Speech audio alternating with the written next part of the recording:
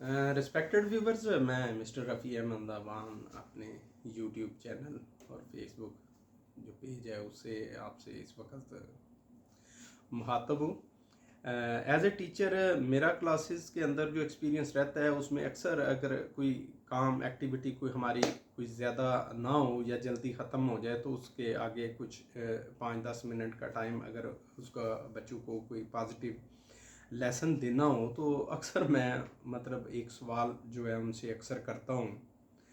सवाल बच्चों से मेरा ये होता है कि बच्चों देखें कि एक बंदा जब इंग्लैंड से या ऑस्ट्रेलिया से या अमेरिका से जब वो घर से चलता है एयरपोर्ट आने तक, एयरपोर्ट में लाइंस में लगना, लाइंस के अंदर लगे हुए अगर आपका बैग या किसी को बैग टच कर जाए किसी पैसेंजर दूसरे को तो तब तक सॉरी कहना, जब तक अगला उसको एक्सेप्ट करके बोले ना कि okay it's okay no problem, खैर है कोई मसला नहीं है, तब तक हम माजरत करते रहते हैं।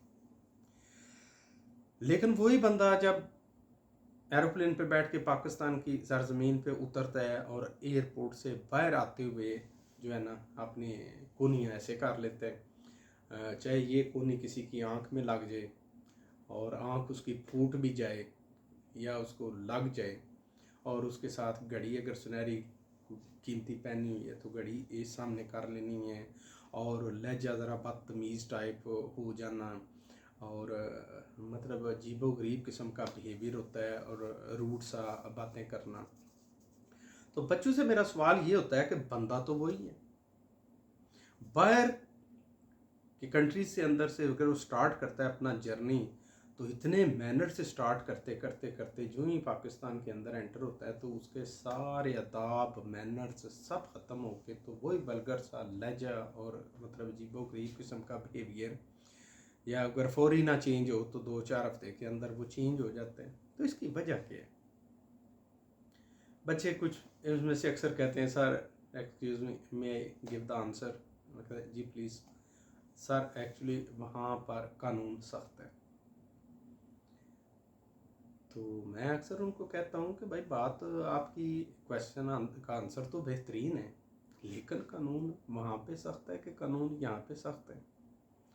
वहाँ पे कोई मर्डर भी कर दे तो पुलिस उसको आराम सुकून से गाड़ी में बिठा के ले जाती है और उसका केस चलता है। यहाँ पे अगर छोटी सी चोरी का मसला भी हो पुलिस मार मार के इंसान के ऊपर की चमड़ी जो होती है वो भी उतार देती है। तो कानून बेटा किस कंट्री का सख्त हुआ? कहते हैं जी कानून तो फिर हमारा सख्त है। मैंने कहा जितनी तशद्दद ये पुलिस की तरफ से होता है, अगर उस चीज़ का डर हो तो फिर तो यहाँ पर मैनर्स की हद कायम हो जाए और वहाँ पे लोग जो है ना ठीक है जी अनमैनर्ड किस्म की जंगली लाइफ गुजार रहे हों। तो इस तरीके से बच्चे अपने अपने आंसर देते रहते हैं। फाइनली वो पूछते हैं कि सर आपके ख्याल से अपनी आप भी राय का इजहार कर दें। तो मैं उनको कहता हूँ कि भाई सिंपल सी बात है कि मैं as a high school teacher, मेरा सब्जेक्ट फ़िज़िक्स है और मैं आपको फ़िज़िक्स पढ़ा रहा हूँ। आप स्टूडेंट के तौर पे बैठे हुए हैं, मैं एज ए टीचर हूँ, ज़ाहिर बात है मेरा नॉलेज आपसे ज़्यादा है, तो इसलिए मुझे कभी हिचकिचाहट नहीं हुई। और इवन के टीचर्स के पास ये होता है कि सम टाइम वो गलत भी कुछ लिख दें तो इवन के बच्चे फिर भी यही समझते हैं कि शायद ये सर ने जो लिखा हुआ है ये ठीक है, जो हम समझ रहे थे इधर लिखना चाहिए वो शायद गलत, हम गलती पे हों। तो ये सिचुएशन होती है आम तौर पे। अब मैं बच्चों को कहता हूँ कि फ़र्ज़ कर लें कि मैं एक स्कूल में क्लास के अंदर दाखिल होने लगा हूँ तो पीछे से हमारे कोऑर्डिनेटर साहब वो बुला के कहते हैं कि सर एक्सक्यूज़ में ज़रा रुकिएगा, आज की जो क्लास आप पढ़ाने जा रहे हैं उसमें कोई स्टूडेंट नहीं बैठा हुआ, बल्कि उसमें 30 प्रोफेसर्स बैठे हुए हैं और सब के सब पीएचडी इन फिज़िक्स है। तो आपने लेक्चर उनको देना है, आपने पढ़ाना है। For example Newton second law है तो आप उनको ज़रा लेक्चर दे दें। बात ये है कि वही न्यूटन थर्ड सेकंड लॉ जो कि आज से 22 साल पहले पढ़ाना शुरू किया था और उससे पहले पढ़ना शुरू किया था, उसको पढ़ाते हुए कभी ज़हन में भी नहीं आया कि उसको रिवाइज करना है तो फिर पढ़ाना है। वो हमें पता है कि जाते ही हमने स्टार्ट करना है और चीज़ की समझ आ जाएगी। लेकिन जब आगे बैठे हुए पीएचडी प्रोफेसर्स हों तो लामहला मैं चाहे मेरा 20 साल का एक्सपीरियंस इसको टॉपिक को पढ़ाने का हो चुका है, लेकिन मेरे हाथ कांपना शुरू हो जाएंगे, मैं बोल नहीं पाऊँगा, मैं चीज़ सही बता नहीं पाऊँगा, मैं मतलब अजीब सी सिचुएशन के अंदर वो टाइम गुजारूँगा। क्यों कि मेरे से जानने वाले पीछे बेहतर बैठे हुए हैं, उनके सामने गलती की गुंजाइश कोई नहीं।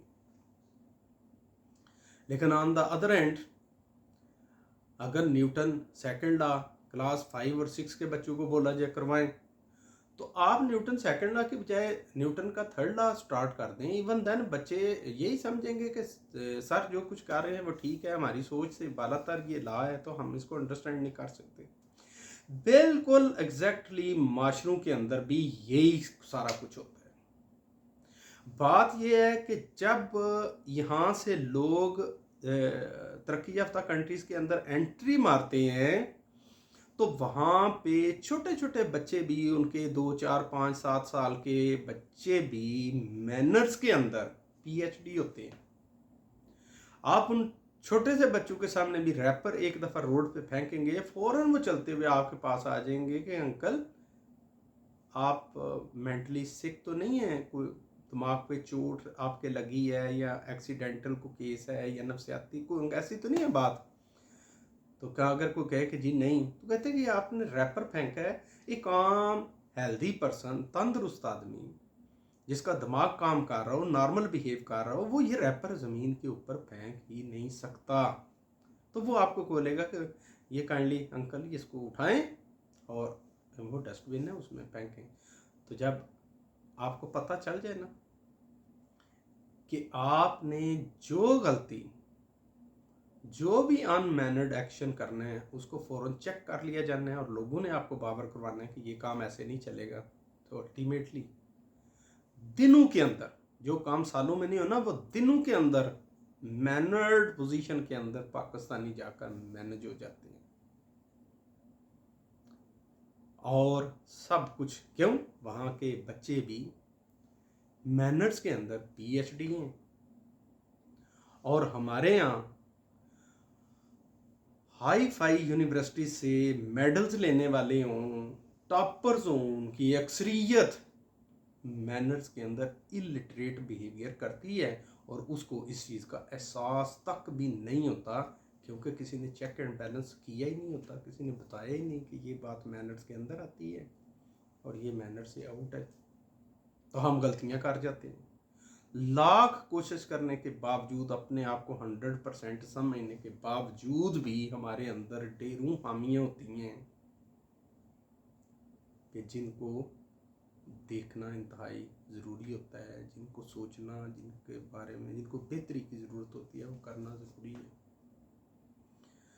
तो प्लीज़ अपने हिस्से का कंट्रीब्यूशन माशरे को ज़रूर दें। और अगर आपके अंदर मैनर्स की कोई ऐसी क्वालिटी जो आपको क्लिक करती है कि ये बेहतरी आ सकती है, तो माशरे के अंदर कंट्रीब्यूट करें। मैं जो कर सकता हूँ मैं कंट्रीब्यूट करूँ। अल्टीमेटली आवाज़ें जब इकट्ठी होती हैं, सारे मिलकर कंट्रीब्यूट करते हैं, तो माशरा बनना शुरू हो जाता है। इसके साथ इजाज़त चाहूँगा। अल्लाह हाफिज़।